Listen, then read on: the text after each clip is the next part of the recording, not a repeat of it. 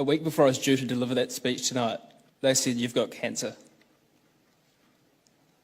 They said, "If you don't get any treatment within the next 3 weeks, you're going to die."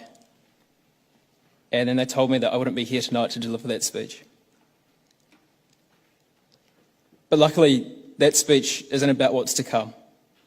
It's about what an amazing year it's been. And you didn't really expect me to write a whole other speech from my hospital bed, did you? So it started like this.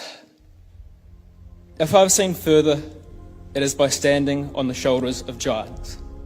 Bernard of Chartres compared us to dwarves perched on the shoulders of giants. He pointed out that we see more and further than our predecessors, not because we have keener vision, nor greater height, but because we are lifted up and borne upon their gigantic stature and knowledge. My middle name is Ross. I was given it not long before I was born, because my great-uncle Ross, he drowned in Sri Lanka. Mr. Ross Bailey was a Christchurch-based kidney transplant surgeon. He was known for making a serious difference to an extraordinary number of people's lives, back when organ transplants were an amazing feat. And all humility aside, he was the best in the world at it.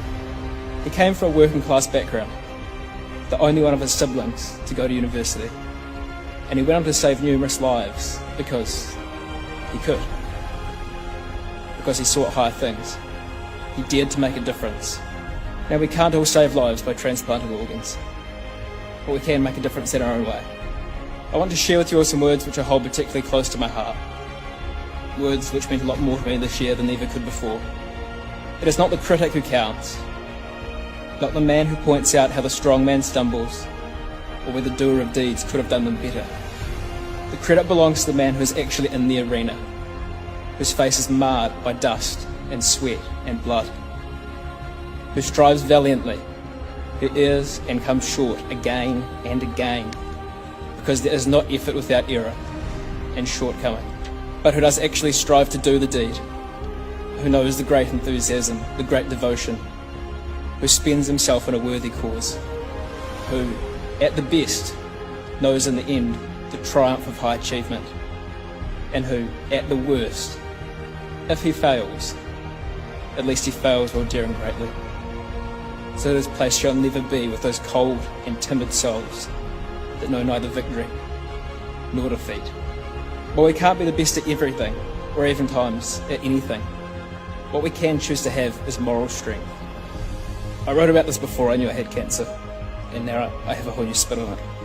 Moral strength is about making a conscious decision to be a person who doesn't give up when it would be easy to. To be lesser because the journey is less arduous. Jim Rohn said, "Let others live small lives, but not you.